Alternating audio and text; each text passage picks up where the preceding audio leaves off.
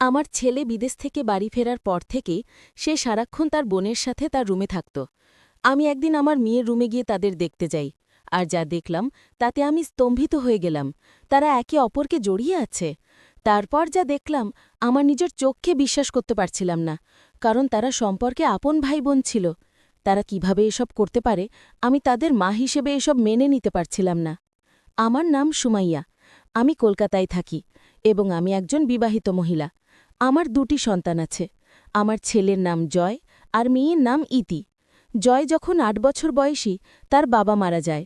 আমার 2 সন্তানের জন্য আমি আর বিয়ে করিনি, তাদের ভবিষ্যতের কথা চিন্তা করে। তাই আমি একাই আমার 2 সন্তানের যত্ন নিয়েছি এবং তাদের সব স্বপ্ন পূরণের চেষ্টা করেছি। আমার পরিশ্রমের ফলে আমার ছেলে 30 বছর বয়সে বিদেশে চাকরি পেয়েছে। আমার মেয়ে ইতি তখন মাত্র 18 বছর বয়সী। সে অনেক সুন্দর আর অনেক সাহসী। আমার মেয়ে অনেক সুন্দর হওয়ায় আমি তাকে নিয়ে অনেক টেনশনে থাকতাম। অনেক ছেলে তার পিছনে পড়ে থাকত, কিন্তু আমার মেয়েকে আমি অনেক ভালো শিক্ষা দেয়ায় সে এসবের কোনো পাত্তা দিত না। তাই আমি অনেক খুশি থাকতাম। আমার গল্পগুলো তোমরা শোনো, কিন্তু সাবস্ক্রাইব করো না। দয়া করে গল্পগুলো ভালো লাগলে ভিডিওটি লাইক, শেয়ার এবং চ্যানেলটি সাবস্ক্রাইব করো প্লিজ। আজ 3 বছর পর আমার ছেলে জয় বিদেশ থেকে দেশে ফিরে এসেছে। জয় আবেগপ্রবণ হয়ে পড়েছে এবং চোখে জল এসে গেছে। আমার মেয়ের বয়স তখন 21 বছর। জয় চলে আসতেই আমার চোখে জল এসে পড়ল, আর সে বলতে লাগল, আম্মু, দয়া করে আমাকে দরজায় দাঁড় করিয়ে রাখবেন না। আপনি কি এটা শুনতে চান? আমি তখন নিজেকে সামলে নিলাম এবং ছেলের হাত ধরে তাকে ভেতরে নিয়ে এলাম। জয়কে আমি খুব ভালোবাসতাম এবং সে যখন আমার কাছে ফিরে এলো তখন বুঝতে পারলাম এই 3 বছর কতটা কঠিন ছিল। তার জন্য সেটা কেবল আমি জানি। ইতি তখন স্নান করে বেরোচ্ছিল। সে ভাইকে দেখে খুব খুশি হয়ে গেল। তাদের এই আবেগপূর্ণ মুহূর্ত দেখে আমি একটু অস্বস্তি অনুভব করছিলাম, কারণ ইতি তখনও পুরোপুরি পোশাক পরেনি আর তাদের শরীর একে অপরকে ছুঁড়ে যাচ্ছিল। কিন্তু তাদের ভাই বোনের ভালোবাসা দেখে আমার চোখে পানি চলে এলো। তারা অনেকক্ষণ একসাথে জড়িয়ে আছে। আমি তখনও জানতাম না যে এই ভালোবাসা অন্যরকম রূপ নিতে যাচ্ছে। জয়কে বললাম, এবার থামো, আর কতক্ষণ এমন করে থাকবে? যাও, ফ্রেশ হয়ে আসো। আর আমার মেয়েকে বললাম, যাও, আগে পুরোপুরি পোশাক পরে আসো। জয় তখন একটু একটু দূরে সরে গিয়ে ফ্রেশ হতে চলে গেল।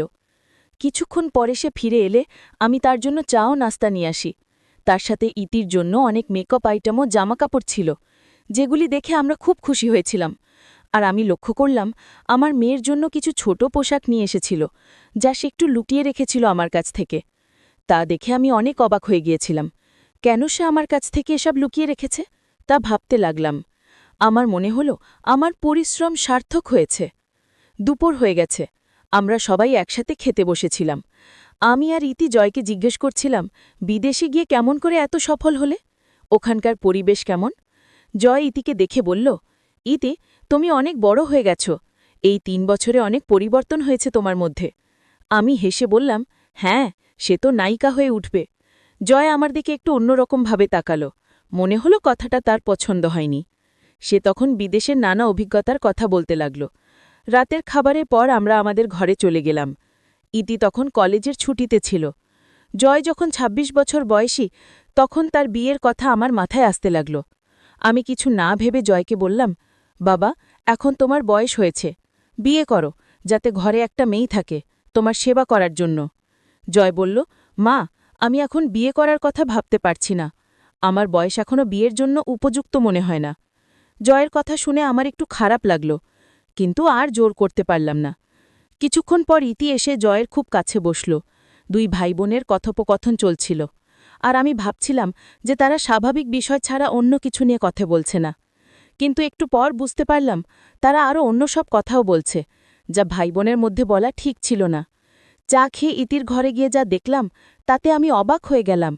দৃশ্যটা দেখে মনে হলো এই দুজন যেন বহু বছর বিচ্ছিন্ন থাকা প্রেমিক। এটা দেখে আমি হতবাক হয়ে গেলাম। আমাদের সময়েও ভাই বোনের মধ্যে ভালোবাসা ছিল, কিন্তু এতটা ঘনিষ্ঠতা কখনো দেখিনি। সম্পর্কের মধ্যে একটা সীমা থাকা খুবই গুরুত্বপূর্ণ। জয়কে জড়িয়ে ধরে ইতি প্রায় 5 মিনিট ধরে চোখ বন্ধ করেছিল। মনে হলো এই সম্পর্কটা স্বাভাবিক ভাইবোনের সম্পর্ক নয়। তাদের ভাইবোনের সম্পর্কটা দেখে মনে হলো সম্পূর্ণ আলাদা। এটা ঠিক ছিল না। আর আমি মা হিসেবে কিভাবে তাদেরকে মানা করব আমি বুঝতে পারছিলাম না। আমি ইতিকে জয়ের থেকে আলাদা করলাম। কিন্তু তবুও সে জয়কে ছাড়তে চাইছিল না। আমি ভাবলাম ভাইকে দেখে সে হয়তো আবেগে ভেসে গেছে। আমি এসে বেরিয়ে ইতিকে ডাকলাম। তারা দুজনে একটু দূরে সরে গেল। ইতি তখন কাঁদছিল আর জয়ও কিছুটা ঘাবড়ে গেছিল। জয়কে তখন ইতি চা দিল। জয় এখন আগের মতো নেই। তার পেট বড়ল হয়ে গেছে। কিন্তু ইতি তার প্রশংসা করছিল, ঠিক যেমন জয় ইতির প্রশংসা করেছিল। জয় বলল, ৩ বছর পর বাসায় এসে দেখি আমাদের শহরটা অনেক বদলে গেছে। রাতের খাবার খেয়ে জয় বাইরে বেরিয়ে পড়ল। ঘণ্টাখানেক পর বাসায় ফিরে বেল বাজালে আমি দরজা খুললাম। দুজনে ঘরে ঢুকে একে অপরের দিকে তাকালো। কিছুক্ষণ কথা বলার পর সবাই যার যার রুমে চলে গেল। সকাল হলে জয় আর ইতি একসাথে হাঁটতে বেরোল। আমি চুপচাপ ছিলাম, কিন্তু তাদের আচরণে কিছুটা অস্বস্তি অনুভব করছিলাম। আমি শুধু তাদের আচরণগুলো দেখেই চলেছি। মা হয়তো তাই তাদেরকে এখনও কিছু বলার সাহস হচ্ছে না। দেখি তারা আর কি করে। পরে না হয় তাদেরকে ধরব যে এরকম আচরণ করার কারণ কি। এখন যা হচ্ছে হতে দেই। সকালে তারা হাঁটতে বের হয়েছিল, আর সন্ধ্যায় বাড়ি ফিরে দেখি শহরে ঘুরতে ঘুরতে তারা খুব ক্লান্ত। আমি রেগে যাচ্ছিলাম। মনে হলো যদি আমার সময় থাকত আমিও তাদের সাথে শহরটা দেখতে চাইতাম। কিন্তু তখনও নিজেকে সমত করলাম। ভাবলাম হয়তো আমার ধারণা ভুল হতে পারে।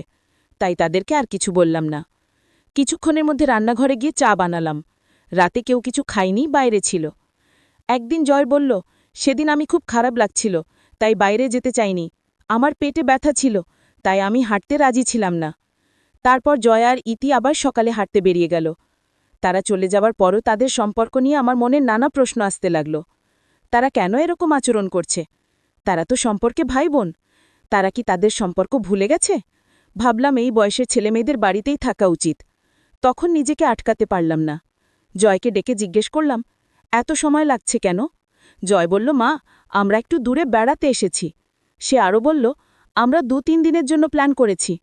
কথাগুলো শুনে আমার মনটা আরও বেশি নার্ভাস হয়ে গেল।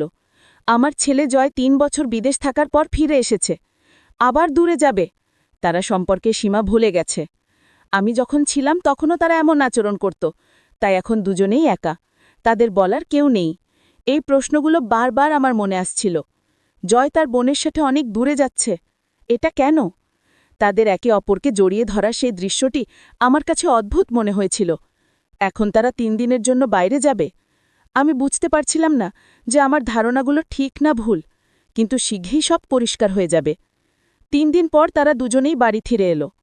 ইতিকে তখন খুব খুশি দেখাচ্ছিল, যা আমাকে অবাক করেছিল। সে বলল, আজ আমি জীবনে এত খুশি যা আগে কখনো কল্পনা করিনি। তার কথা শুনে মনে হলো সে অনেক কিছু শিখেছে এবং জয় তাকে এত সুখ এবং তৃপ্তি দিয়েছে। আমি বুঝতে পারছিলাম না ইতি কী ধরনের সুখ এবং তৃপ্তির কথা বলছে, যা আমাকে আরও বেশি অস্বস্তিতে ফেলছিল। তার এই পরিবর্তন আমার কাছে খুব অদ্ভুত মনে হচ্ছিল। রাতে আমি ঘুমাতে পারছিলাম না, কারণ তাদের কথা বলার শব্দ শুনতে পাচ্ছিলাম। তাই উঠে ইতি রুমের কাছে গেলাম। ইতি খুব ছোট জামা পরেছিল, যা আগে কখনো দেখিনি। এসব মনে হয় জয় বিদেশ থেকে নিয়ে এসেছিল। তার ভাই জয়ও সেখানে বসেছিল। তারা দুজনেই একে অপরের দিকে তাকিয়ে কথা বলছিল। আমি দরজায় টোকা দিয়ে বললাম, বাকি কথা কাল সকালে হবে। এখন অনেক দেরি হয়েছে, তোমরা দুজনে নিজ নিজ রুমে গিয়ে ঘুমাও। জয় বলল, মা, আমি কিছুক্ষণের মধ্যে আমার রুমে যাব। রাত ১টার একটু আগে সে আমার রুমে এসে শুয়ে পড়ল। আমি ঘুমোতে পারছিলাম না, তাই উঠে রান্নাঘরে পানি খেতে গেলাম। তখন দেখলাম ইতি রুমের লাইট জ্বলছে। ভাবলাম সে হয়তো সুইচ অফ করতে ভুলে গেছে। লাইট বন্ধ করতে গিয়ে দেখি জয় আর ইতি একসাথে জড়িয়ে ধরে দাঁড়িয়ে আছে। এই দৃশ্য দেখে আমি অবাক হয়ে গেলাম। এত রাতে তারা একসাথে কেন, এবং এমন ঘনিষ্ঠ অবস্থায় কেন তা আমার কাছে বোধগম্য হচ্ছিল না। তাকে অন্য ব্যক্তির সাথে ঘনিষ্ঠভাবে দেখলাম আর আমার রাগ বাড়তে লাগল। আমি তার কাছে গিয়ে জিজ্ঞাসা করতে চাইছিলাম, কিন্তু স্থির করলাম আগে সবকিছু পরিষ্কারভাবে বুঝিনি। তাই ধীরে ধীরে ফিরে এসে জানালার কাছে দাঁড়িয়ে তার গোপন কথা জানার চেষ্টা করলাম। কিছুক্ষণ পর জয় তার রুমে চলে গেল। দেখলাম সে ক্লান্ত হয়ে পড়েছে। জানালা দিয়ে উকি দিয়ে দেখি ইতিও ক্লান্ত লাগছে এবং বোতলের দিকে তাকিয়েছে। এত কিছু দেখার পরেও বুঝতে পারছিলাম না এদের মধ্যে আসলে কি হচ্ছে। ঠিক করলাম পরের দিন থেকে রাতের কথাগুলো শোনার চেষ্টা করব। এক রাতে জয় আর ইতির কথোপকথন আমার কানে এলো। জয় বলছিল, বোন, আমরা যা করছি তা শুধু আমাদের মধ্যে থাকুক। এই কথাগুলো শুনে আমি স্তম্ভিত হয়ে গেলাম। ভাবতে পারছিলাম না আমার সন্তানেরা এমন কিছু করতে পারে। পরের বার আরও ভালোভাবে খেয়াল রাখার সিদ্ধান্ত নিলাম। আরেকদিন কীর্তি বলছিল, আমি গর্ভবতী হয়ে গেছি। মাকে কি বলবো? শুনে আমি চমকে গেলাম। আমার সন্তানেরা সব সীমা অতিক্রম করেছে, কিন্তু আমার কাছে কোনো প্রমাণ নেই, তাই কিছু না বলে প্রমাণ জোগাড়ের চেষ্টা করলাম। সেই রাত কোনো রকমে কেটে গেল। পরদিন সকালে জয়ের রুমে গেলাম। জয় যখন মর্নিং ওয়াক করতে গেল, আমি তার প্যান্টের পকেট চেক করলাম। তাতে কিছু গর্ভনিরোধক পিল আর একটা প্রেগন্যান্সি কিট ছিল। এসব দেখে বুঝলাম আমার সন্দেহ সঠিক। তারা কিছু ভুল করেছে। যখন তারা হাঁটতে বেরোলো এবং বাড়ি ফিরল, আমি জয়কে ডেকে নিলাম। আমার মেয়েও তার সাথে ছিল। আমি জয়কে কানের নিচে থাপ্পড় মারলাম। ইকি ভয় পেয়ে গেল এবং জিজ্ঞাসা করল, মা, এটা কি করছো? ভাইয়ের সাথে এমন আচরণ করা তোমার শোভা পায় না। তুমি অনেক খারাপ করছো। আমি বললাম, তোমরা সীমা ভুলে যা খুশি করছো। আমার কথা শুনে দুজনে ঘাবড়ে গেল এবং আমার দিকে তাকালো। ওদের বললাম, তোমরা ভান করছো